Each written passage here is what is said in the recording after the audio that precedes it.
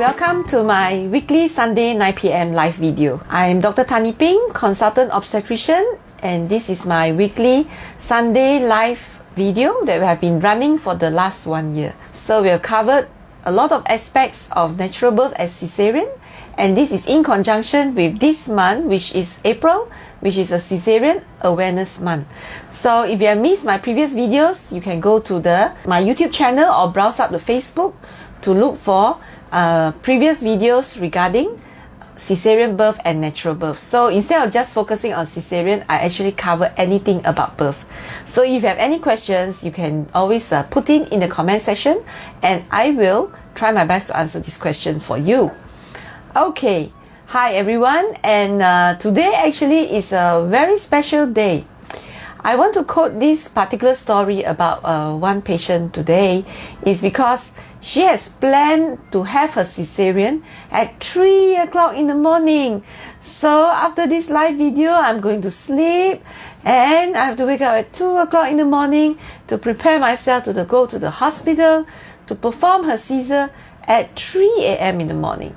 So this is some of the practices that actually some women, some mothers in Malaysia, especially in Malaysia as well as certain parts of Asia where we have certain, horoscope belief whereby choosing what time to do the Caesar matters, and therefore they will actually get a feng shui master or they will get some elderly to read the calendar, or maybe nowadays I believe everything is on internet. You can go and get an app to decide for you what is the best time for your baby to be born. And so I have a Caesar tonight. Actually, it's tomorrow morning at 3 a.m. But that's not the only thing. Very often we also see that when women choose to have a Caesar on a certain day, or to have an induction on a certain day, and that is the day that they will have signal of birth. Actually, this particular patient went into the hospital today sometime late morning because she had a bit of bleeding. You see, she's already planned for Caesar and she had some bleeding early this morning, late this morning. But when we check her, no, the passage is not open. There's no way she's going to give birth today. So I just told the nurse, let her go back lah. Okay. But it is very often happen. It's like when you plan for baby to come out on a certain day, that is the day you will have all these signs of labor. It is very funny. And I've also seen many other women who actually have their signs of labor on the day that we plan induction. Is I tell her, so and so, please admit on this day, next Tuesday, you need an induction because maybe you have blood pressure, you have high sugar, and then you go in, and then on that day before anything, they already have signs of labor. And also, like this case, they are planned for Caesar, and then they have signs of labor on that day that they plan to Caesar. So this is how funny sometimes our body work, our body work. Just like one of my staff just gave birth too. She's post due date, and I said that since your due date is past, don't you want to plan one date, your last date, that because normally we say not more than 7 days you must give birth. So she told me, she's like so confident, my last baby is post due date 3 days, and so this one must be post due date 3 days. And true enough, post due date 3 days she had signs of labor. But because there wasn't much contraction, I told her, just wait, stay at home and wait. And she delivered the next day. So very often when we think we want the baby to give birth, and that is when the signs of labor will start. That is the funny thing about labor and birth. So when sometimes you look at certain women, the passage is so tight, no signs of labor, after due date, nothing is happening. Sometimes in my heart, I also wonder, maybe these women don't really want the baby to come out. So that is why if you look back into my book, if you have a chance to read my book, which is Caesarean Birth, The Path Untold, I did mention that a lot of time the mother's brain, the mother's heart, what the mother is thinking does play a big role in childbirth. And we always define certain an aspect. I always say stubborn cervix. I always quote stubborn cervix to my patients in my book. It's because women with stubborn cervix tend not to give birth. Even after due date also they don't give birth. You can just wait and wait and wait. No signs of labor. And it can be very difficult to make the passage open up. And one of the reasons for that, which we already know, which is proven by research, is again all up in the head. What the mother have in her head. So we know that one thing we know, birth starts because of oxytocin. Oxytocin is a hormone that is released in our brain. So if our brain doesn't want to release the oxytocin, there's no way the oxytocin can be released.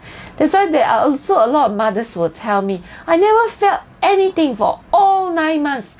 Never felt anything. People say got forced labor, got Braxton Hicks, practice labor, got contraction. I felt nothing. And when you check them, it's like cervix is like really, really stubborn. So something is not letting the brain release oxytocin to deliver the baby. So that is why mothers' mental thoughts, status, stress, emotion, all this actually affects when you give birth and how easy you give birth.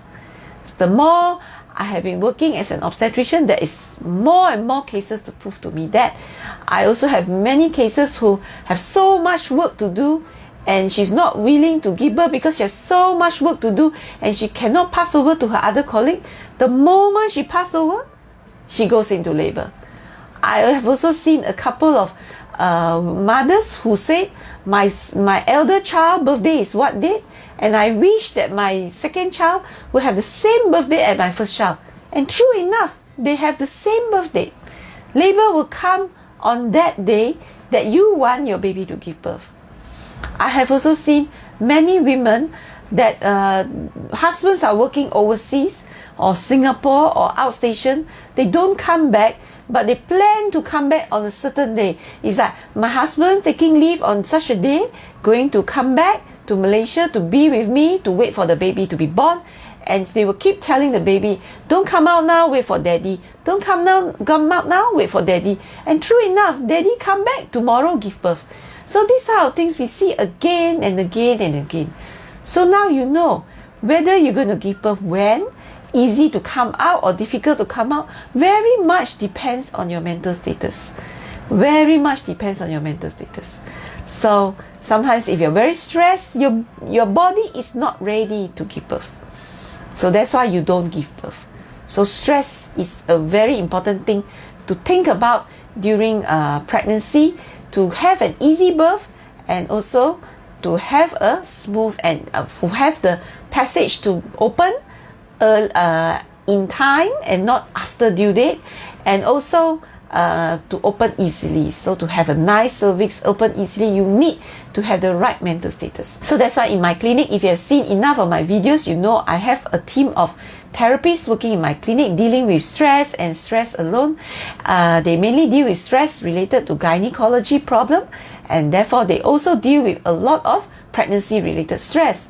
And when I identify certain women that have a lot of problems, you can see them every month, they come and see you, they know they're very stressful. Sometimes I do send them to my therapist, because I know if I don't send them there, number one, I don't know what's going to happen to their birth.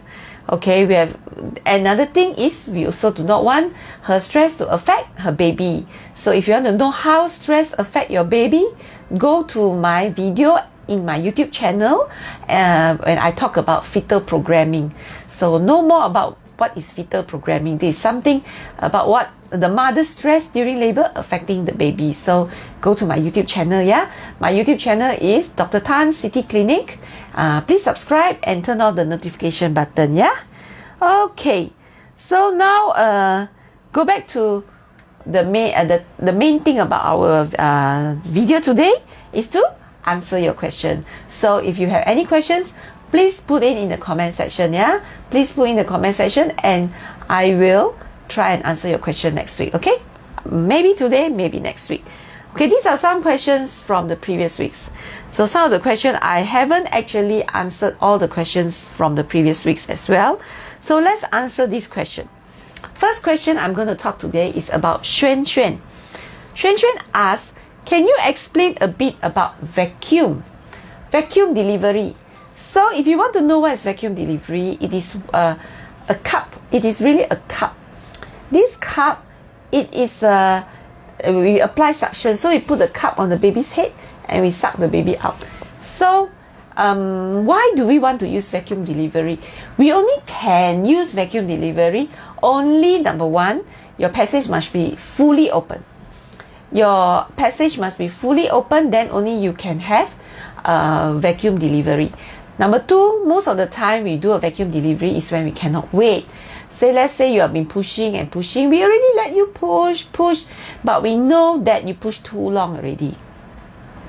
There's a limit how long you can be pushing, because we know for baby, earlier part of labor, not much stress to the baby. But when you start pushing the baby out through the passage, the baby is really being squeezed out. Yes, squeezed out. It cannot go through that too long. It's not good for the baby. So when it's too long, then that is when we usually will ask you to maybe do a vacuum or have a forcep or scissor. Actually, we have three options at that time. It's a vacuum, a forcep, or a scissor. And I'm going to explain to you the difference and why. So when you push too long already, we cannot wait, so we have to do something. The other thing is, you have been pushing and pushing, and we know baby is very stressed. And the baby already show that the baby is very stressed. That means the heartbeat of the baby already show the baby is very stressed. And in that sense, in that situation, again, we cannot wait. So we have to choose between vacuum, forcep, or scissor. So that is the most difficult question to answer. Every obstetrician have to go there and decide what he want to do.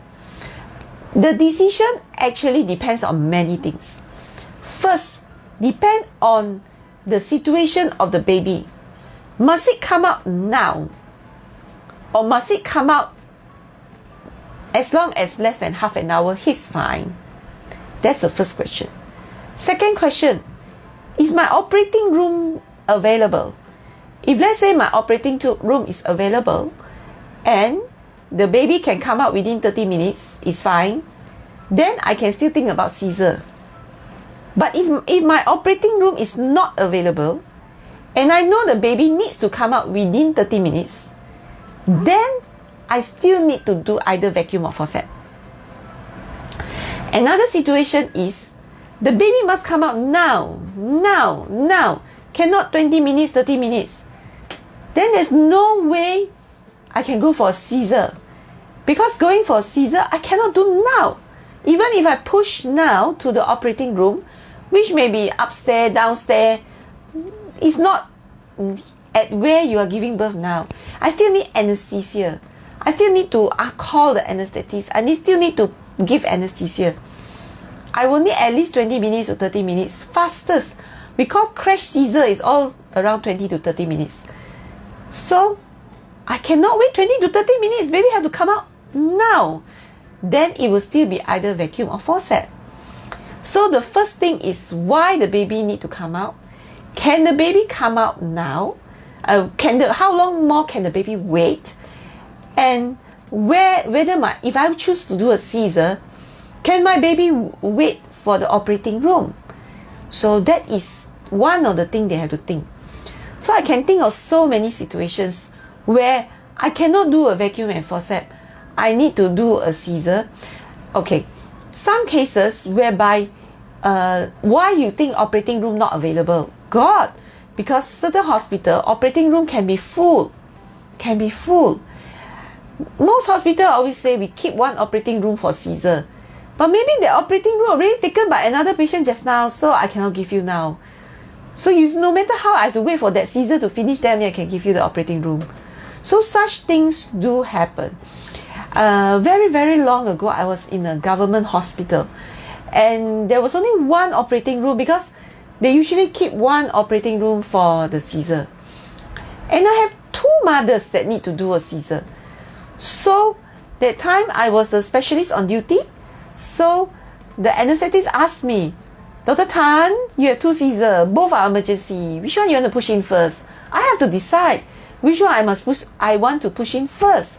So I have one which is a lady, first time mother, already pushed for an hour plus. Somebody already do a vacuum and the vacuum didn't get the baby out. So it is a failed vacuum. Normally when vacuum fail, we say you need to do a Caesar.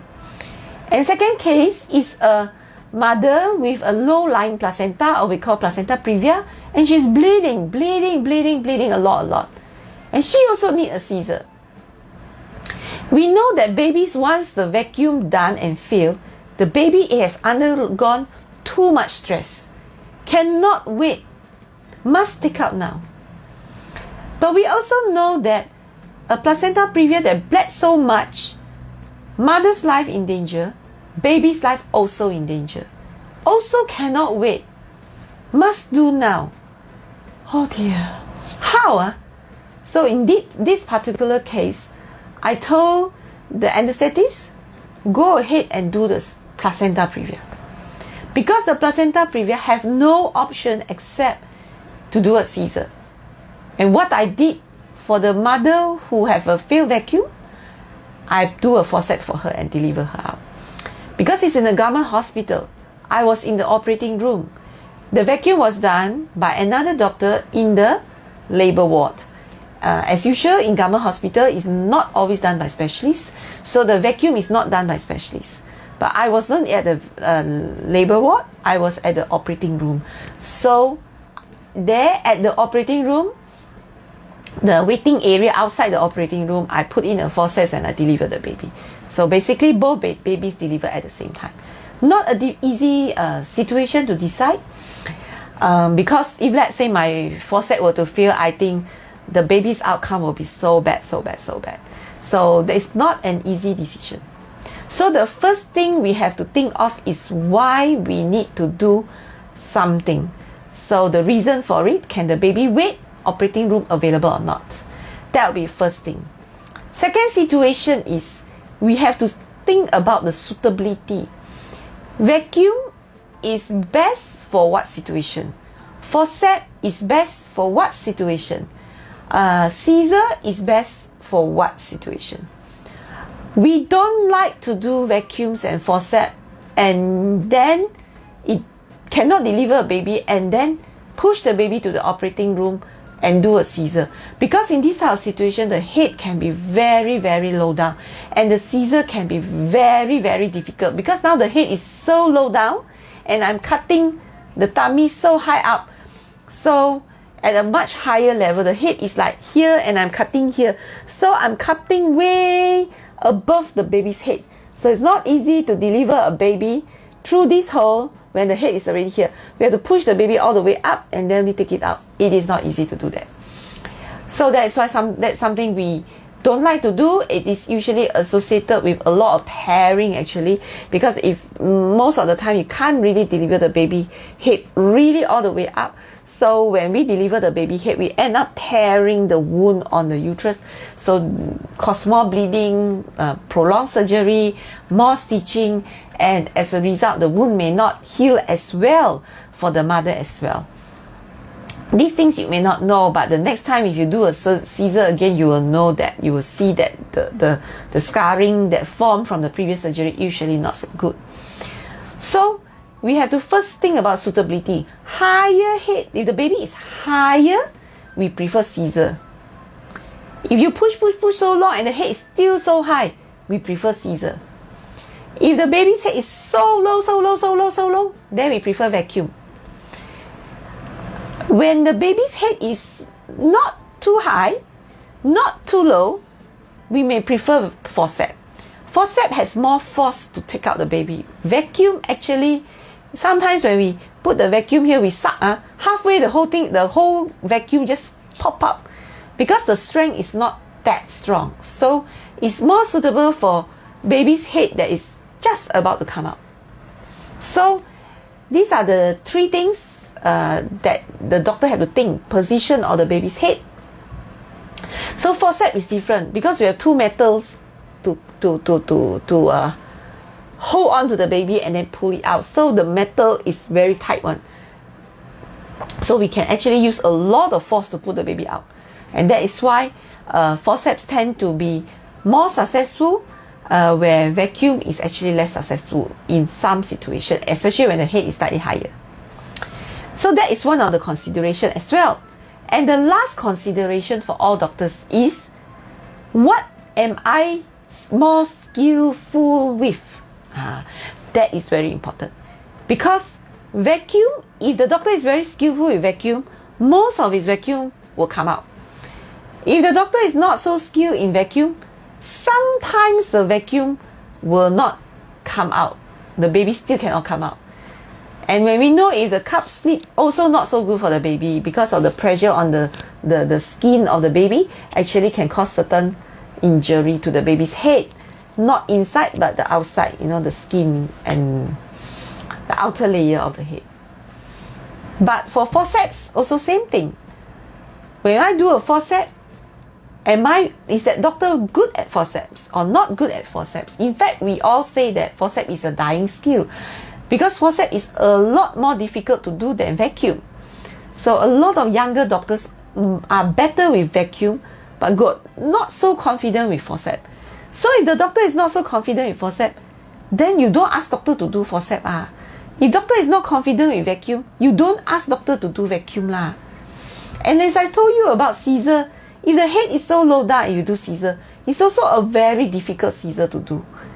Because I have mothers who ask me, doctor, in this kind of situation, can I tell the doctor, please don't do vacuum, please do a forceps. Or please don't do forceps, please do vacuum. Or please do vacuum, or please don't do vacuum forceps, please scissor me straight. I say you cannot tell the doctor what to do. You don't know what the doctor is good at. If the doctor is good at vacuum, let him do the vacuum. If the doctor is confident in forceps, let him do the forceps. Because all three are not easy. All three are not easy skills to have. So all three also have possibility of difficulties and complications. Whatever the doctor is good at has the best outcome when it comes to the success rate of the baby coming out and the least complication. So we don't decide for doctor whether one vacuum or forceps or whatever. No. Okay, what are the complications of vacuum, forceps and also cesarean at this time? Scissor at this type of situation, I already explained to you. The head is so low down, it's not easy to push the head all the way up back. You can imagine a mother push for so many hours, push so hard already. Now we have to do the opposite back. It's not easy, especially when the uterus already contracting all the way down. It's not easy to push the baby all the way up again. So when you have difficulty pushing the baby, number one, if not high enough, then you end up tearing a lot on the uterus. So the uterus will not be just one nice cut. The uterus may have tear here, tear there, tear here, tear there, don't know tear where. Then the doctor will spend a lot of time stitching and then a lot of bleeding. And also the scar may not be so strong. Not so good if you want to try natural the next time. Sometimes it's not so good. The risk may be a bit higher. So it is not so, if that happens, it's actually not so good for the mother. As for the baby, things can also happen in a scissor. Because the head is so low down, the doctor may take so long a time to push the baby's head up. May struggle to get it up.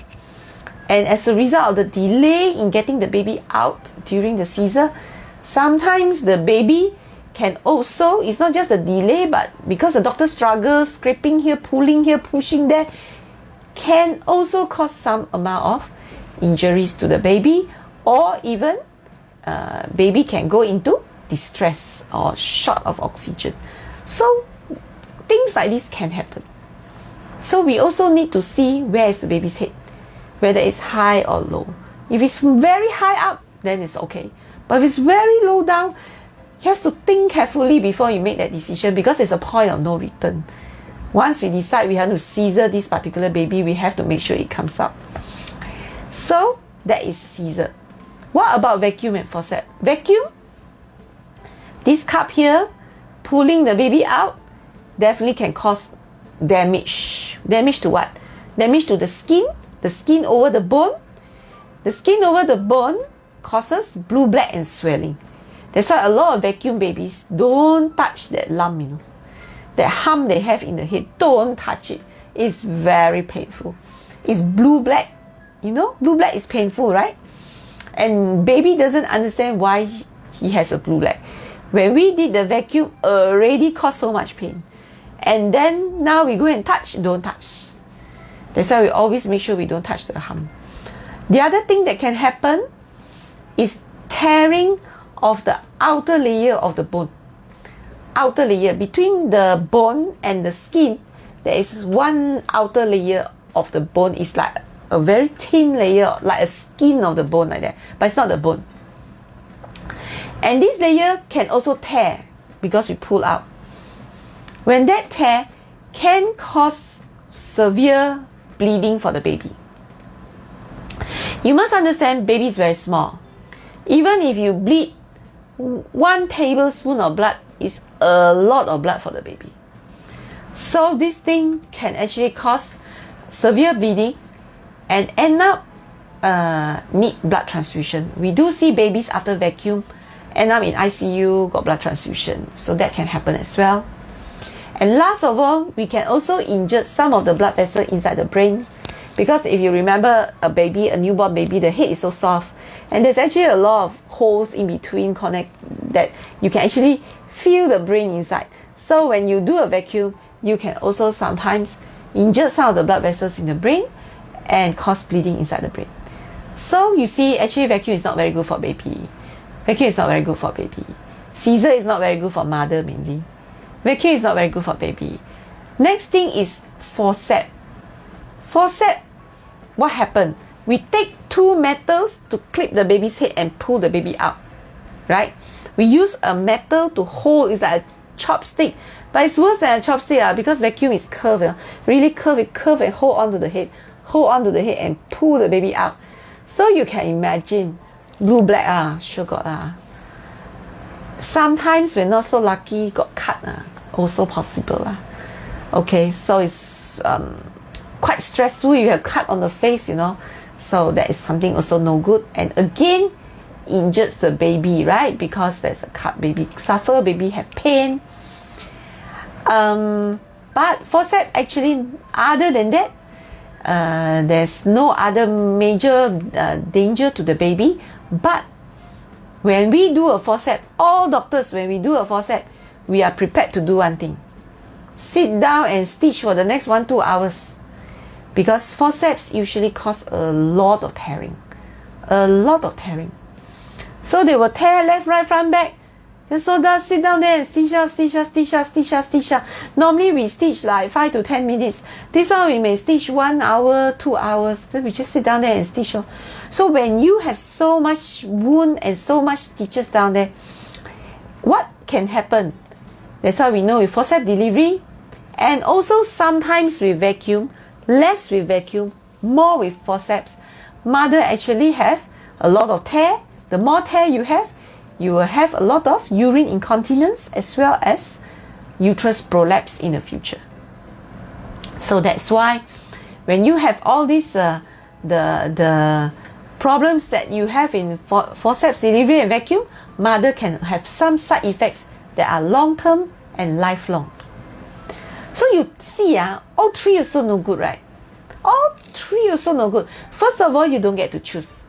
But even if you get to choose, all 3 also no good. The best is you still need to push the baby out. That's why I always tell mothers, especially in my childbirth class, if you choose to take the decision that you want to have natural birth, if you want to have natural birth, you better make sure you push the baby out. Why I say that? Because there are women who give up very fast. First time mothers, you may need 1 hour or almost 2 hours to push the baby out. But there are many mothers who actually give up because they know doctor can do vacuum one. They know doctor can do forcep one. So when they struggle for a long time, push for a long time until they're so tired, they like to say that, they like to tell the doctor. I've got a few cases who tell me, doctor, I'm very tired already, I give up. Please do a vacuum. Please do a forcep. So it's if you ask, we do lah, but we know it's not so good lah. So now you know it's not so good lah. Don't ask doctor to do. You choose to deliver normally, to deliver naturally. Please make sure you push the baby out. So stressful, I have to push the baby out. So what you need to do, that's why childbirth classes is very important. We have childbirth classes that we run 3 to 4 times a year. So childbirth classes are very important. Why are childbirth classes important? It's because they actually teach you how to push the baby out. They teach you the technique, they teach you the tips, they teach you what are the things you can do to practice so that your baby can come out faster and easier. So take up childbirth classes, yeah? Take up childbirth classes so that you learn all these things before you give birth. Don't let it be lah. Because I have one mother who once told me, she said that her mother told her, no need to go childbirth classes one. Just let it be, everyone at the end of the day will give birth one. True lah, everyone will give birth one lah. But how you going to give birth, it matters actually.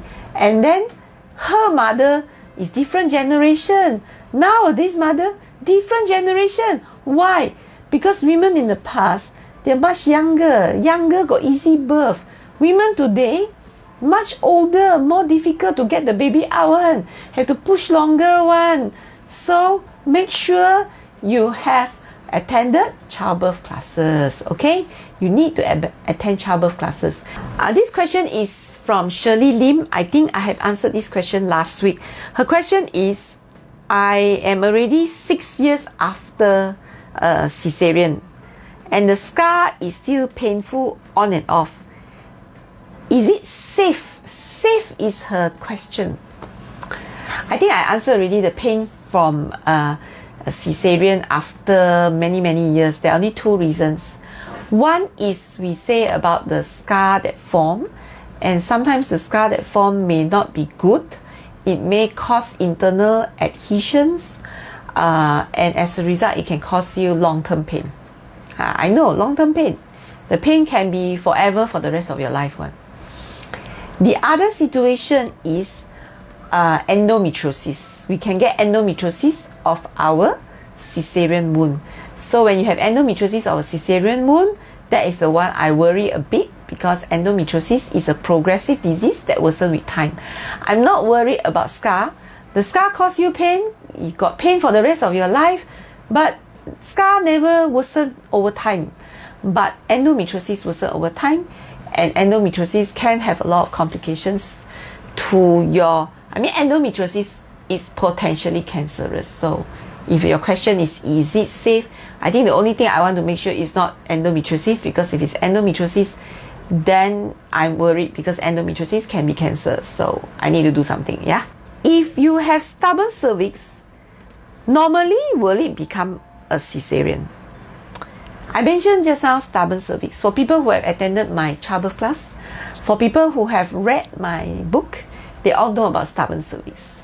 Stubborn cervix means stubborn cervix. Cervix is so stubborn that the cervix refuses to open, or so difficult to make the cervix open. It's so stubborn. So the Susie's question is, if I have stubborn cervix, will I end up with scissor? My answer would be, in most times not all, in most times, except if you really work hard towards it. That means if you leave it to nature, if you let nature decide for you, your cervix is really so stubborn, you let nature decide for you, most likely you will end up with scissor. Because your cervix stubborn don't want to open I'm sure many of us heard of mothers who go into labor, then the passage never open, and then they end up with scissor. So this one is usually when the cervix is stubborn, and then you leave it on its own and let him decide whether you want to open or don't open. But if you make an effort to change something, If you read my book, you will know there are actually reasons for why stubborn cervix is there and what are the things that you can do to change the outcome. So this is what I normally do nowadays. Those who follow me, they know. Those who come to my clinic, I tell every woman that you want to follow up with me, no problem. But I normally do not do easy birth anymore. Number one, if you want to do a scissor, even at 3 o'clock tomorrow morning, I will do, okay? But if you want natural birth, I will not attend your birth anymore unless you are going to have a difficult birth. So the question is, how do I know you're going to have difficult birth? Oh, very easy. 1 month before your due date, I do an internal scan to measure your cervix and look at the consistency of your cervix and the position of your baby's head. I more or less know whether you're going to have easy birth or difficult birth. So if I do that scan and I say you have stubborn cervix, I already know you're going to have difficult birth. So these type of cases, I keep to myself. I don't pass to other people. If I do an assessment for you and I see that your cervix is very good one, the easy opening type, baby not big, everything looks good, head position good, everything good, then I know you're going to have an easy birth. Then normally I'll pass you to my other colleagues who have been working together with me in this type of arrangement. So I only attend to mothers who have difficult birth. So basically, in a way, I choose my mothers as well lah. But very funny, people choose easy, I choose difficult. Why I choose the difficult ones? Why I choose all these people with stubborn cervix? The answer is very simple. Because these people don't do anything, leave them alone, high chance they will end up with scissor. So the only way I can help them is I need to manage them, because I do a lot of cases with stubborn cervix and my success rate for stubborn cervix is still more than 95%. So it's very, very high. So that is why these are the only cases that I try to help lah. I try to help. Okay, most people come to see Dr. Tan is for what? Because they want natural birth ma. Because difficult case also, I try to help you to have natural birth. So that is why stubborn cervix is the only situation. If you let it be, high chance is scissor. Unless you do something. So first of all, you need to know whether you're stubborn cervix or not. So we need to do the scan to assess. And once you know you're stubborn cervix, you need to do a lot of things to help the passage open up. So this is what we do in my clinic. Salwani asked about Braxton Hicks. I think last video already I talked about Braxton Hicks. Braxton Hicks is a contractions that you feel, but it's not during labor yet.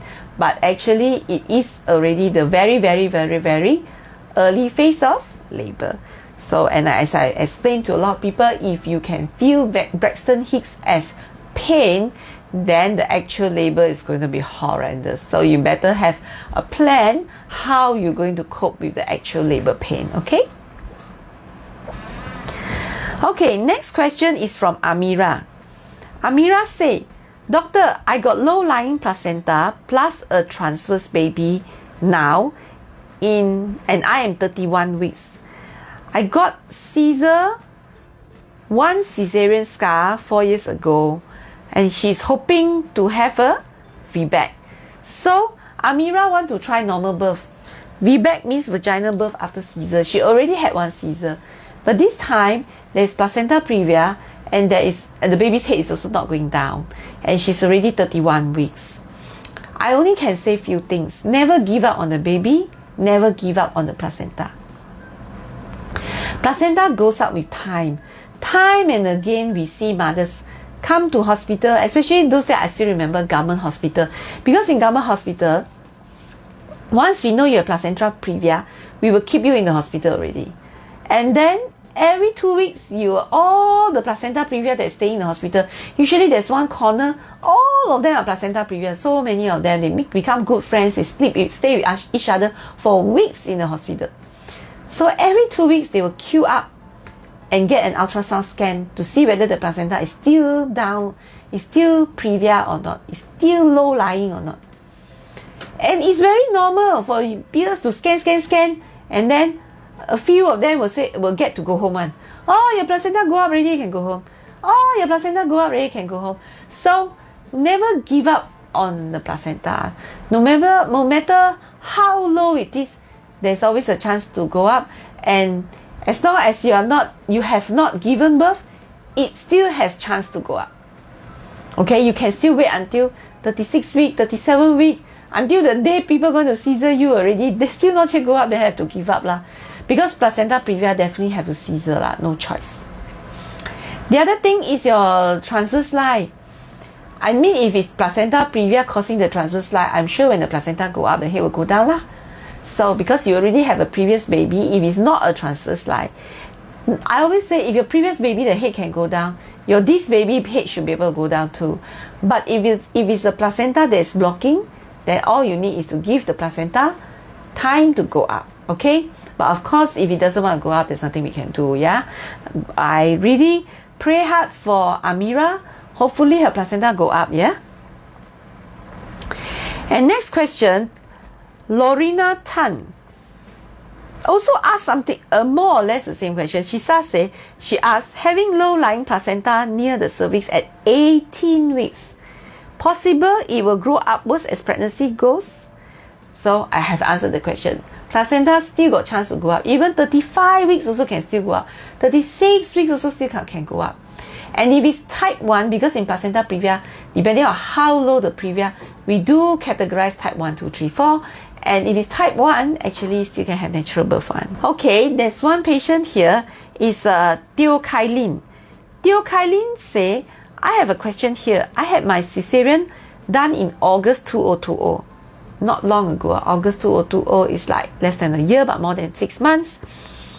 And I have a keloid over my scar. I can feel the pain when I press the keloid.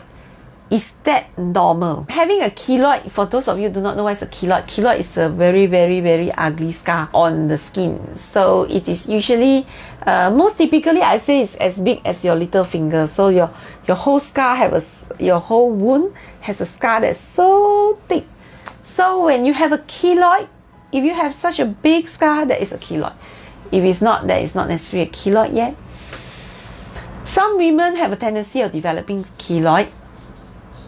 If you know you have a tendency of developing keloid, there are actually things that you can do during a cesarean to prevent the keloid one. So that one can be done. All you need is to inform your gynae that you have a tendency of producing keloid, so we can do something. So if your first Caesar have keloid, your next Caesar, if your next one end up with Caesar again, most doctors will do something to try and help you to get rid of this keloid and not to have the keloid again for the second Caesar, okay? But pain, if the pain is never there except when you press in, and that is normal. If you have the pain even without pressing, that's not normal. Keloid is not supposed to have pain. In fact, not many people complain of pain in keloid.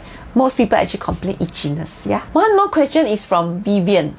Vivian Ko. Vivian Ko asks, can you actually know that the baby's umbilical cord is around the neck? Oh, this is a very popular question. A lot of mothers want to know whether the umbilical cord is around the neck. Okay, if you look at research, there are a lot of research already document how often we see the umbilical cord around the neck, and how often we see it in a cesarean, and how often we see it in a natural birth.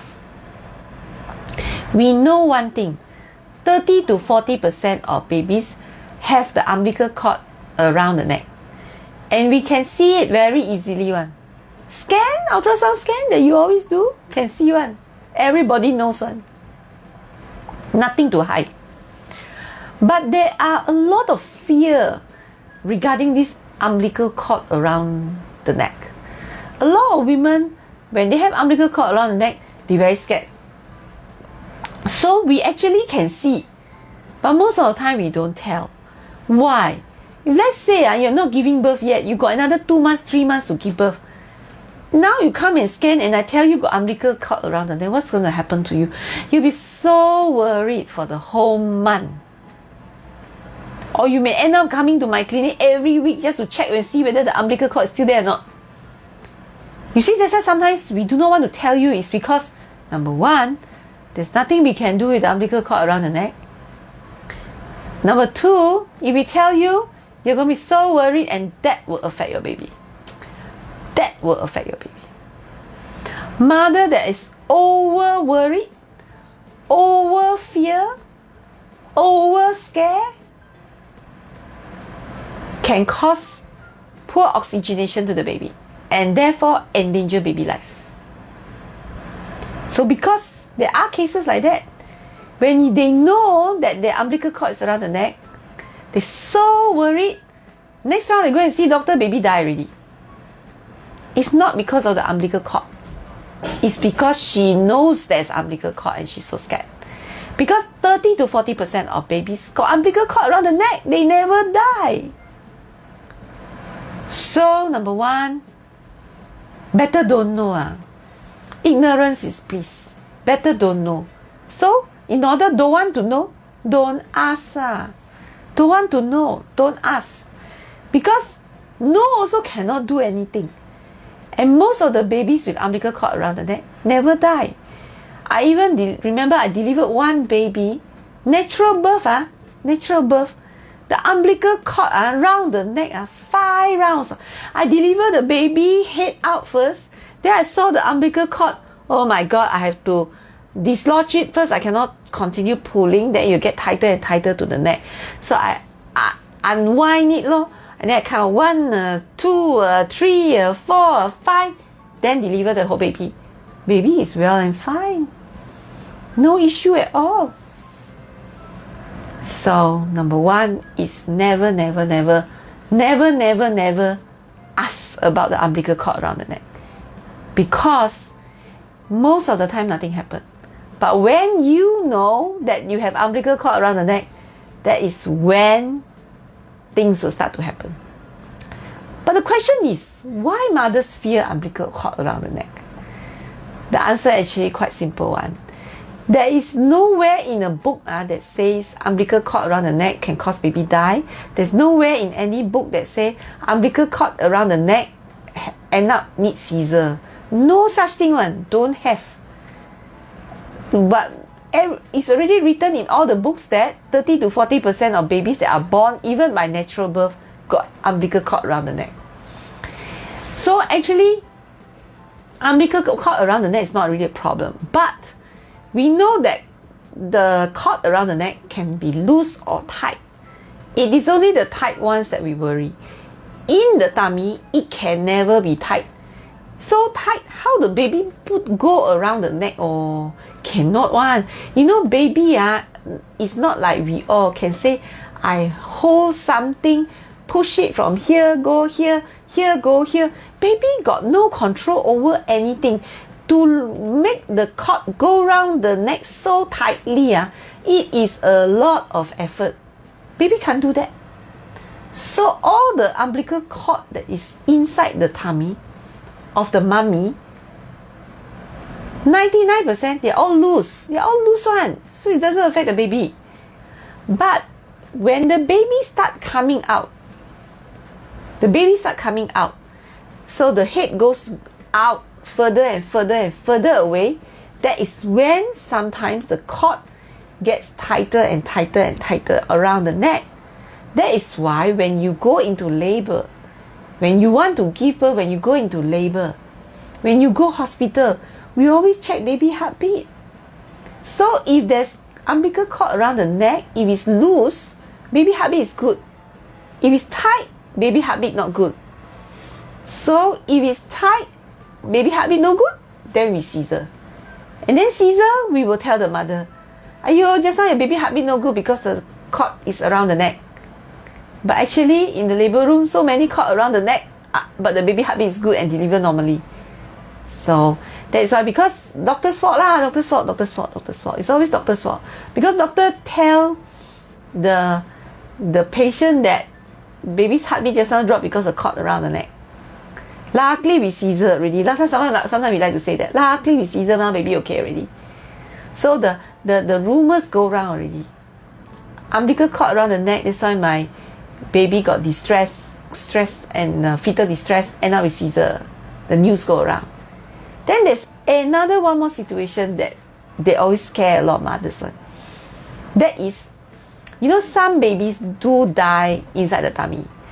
And as I explained, one of the reasons babies die in the tummy is still the mother's fear and anxiety and worry, over worry. Or babies can die inside the tummy because of diabetes, because of thyroid problem, because of all kinds of other problems, medical problems. So if let's say the baby died inside the tummy before born, then mothers, fathers, everyone very stressed. Always ask doctor, why my baby died? And we know that there's most of the time we can't tell. Just by looking at the baby, we can't tell. Baby come out, look normal. That's why we always call normally formed stillbirth. That is for on the birth cert, on the death cert. Death certificate of this baby will be normally formed stillbirth. Because baby look normal. So there's no way we know why the baby died. The only way we can tell is baby need to do postmortem. But how many mothers let us do postmortem? Nobody want to let us do postmortem one. And it's not compulsory. It's not a police case. So this baby died, don't need to do postmortem one. Which mother will let us do postmortem? No mother will let us do postmortem. So we don't know why the baby died. But when we do not give you an answer why your baby died, you will have a lot of questions and you start to blame yourself. Is it because I didn't do this? Is it because I didn't do this? Maybe I didn't follow what my mother said, I didn't take care properly. Or maybe they blame the husband. Is it just now when you went over the bump, that's why my baby died? I had one case like that. They actually think it's because of the bump. Or they may blame doctor. Yesterday I come and see you, you didn't do something. Maybe that's why my baby died. They start blaming people, right? Actually, it is part and parcel of the grief process. And as long as there's no answer to her question, she cannot find closure. So if we so happen to see the cord around the neck, then we will tell mother, baby died because cord around the neck. Then mother can accept, because mothers can accept this as an explanation for why the baby died. Then the mother is more relieved. She doesn't blame herself. She doesn't blame anybody. She can close her case. She can find closure and move on. And we know 30 to 40% of babies got caught around the neck. So if you have a dead baby that is born, high chance you will, not high chance, 30-40% you are going to see a cord around the neck. And this news spread. My baby that day died, doctor said because cord around the neck. News spread. And that's why there is a lot of fear about cord around the neck. But in reality, cord around the neck is very common. It's very common. It happens every day. We see it every day. And they're all well babies. Don't even need scissor most of the time. Natural birth also no issue. So that is the whole story about cord around the neck. So this particular person who asked Vivian most likely also hear some of the horror stories. But you see, these are all horror stories. It's never in any book that says that. It's just in horror stories. Because people need to find closure. We need to give them an answer. No postmortem done. We don't know actually why the baby died. Alright, so yeah. Next question, which is very short and simple. I myself answer it. Which is from Shirley Sim. Shirley Sim asks, how many Caesarean birth can a mother have? I always answer them, more than you need. Actually, it's because most of my mothers, they're all from KL. I don't think they want to have half a dozen of children. So that's why I always tell them, more than you need. Okay. Actually, the thing is, the more scissor you have, the higher the risk become. Like, one thing I always describe is like when you talk about government hospital, the first time you do scissor, they can even give it to someone who has never done a scissor before. They can also give it to, what do you call that? Junior doctors. They're usually done by junior doctors. But if you have one scissor and now this is your second scissor, they will call more experienced MOs to do, more experienced medical officers and doctors to do.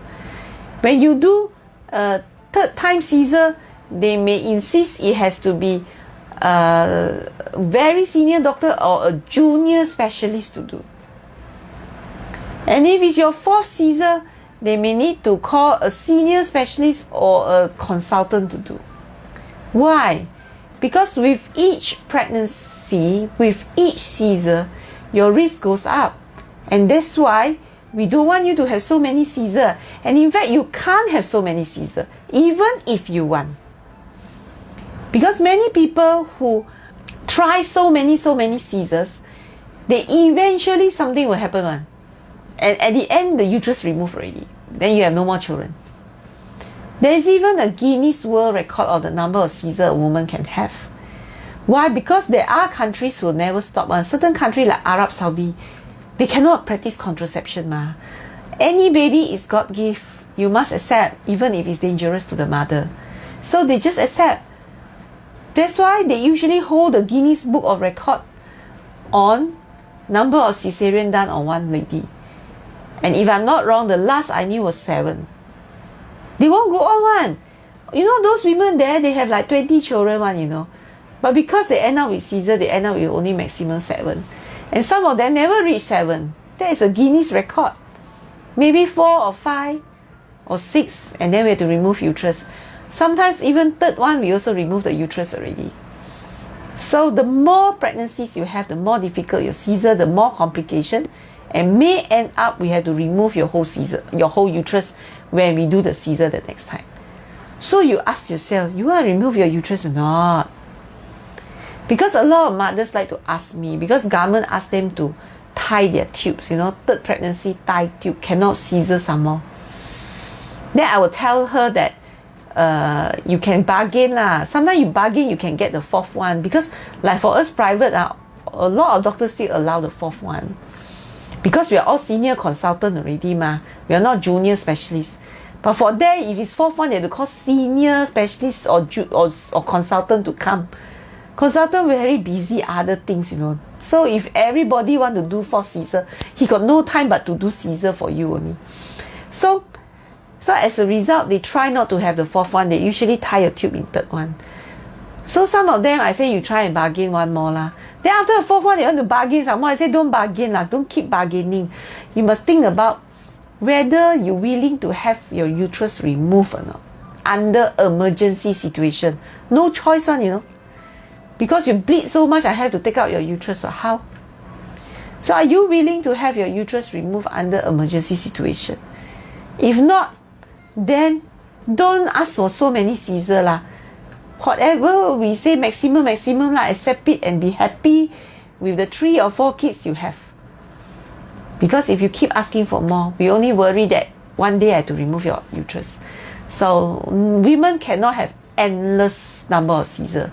So even though the women in Arab Saudi all have 20 children, they also don't have 20 Caesar one. Eventually uterus is taken out already.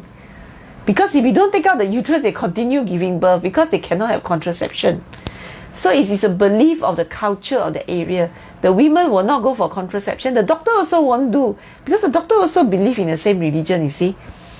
So they let God decide when the uterus need to take out lah. Because that time they have to take out uterus, you have to save the mother's life. No choice. So that's my answer to that question. And I think I just saw Xuan was the one who asked me to talk about vacuum. I think I have covered everything about vacuum, but she finally asked one question about whether vacuum can cause any harm to the baby. Yes, which I mentioned in my talk just now. I hope Xuan, if you missed it, you listen, can cause a lot of injury to the skin, to the bone, to the brain, and all this can have certain effects to the baby. Okay? Alright, that's all. Time's up as usual. Time's up. So that's all for today. So for those of you, if your question is not answered, please wait for next week. I will answer it next week, yeah? And for those of you who have just placed the question today, stay tuned next week. I'll try and answer it next week, if possible. Okay, so next week, same thing, same day, same time, Sunday 9 p.m. I'll be talking about the same topic, which is Caesarean birth and natural birth. All you want to know, put it in the comment section and I will try and answer it next week. That's all for today. Thank you and bye-bye. See you next week. Bye.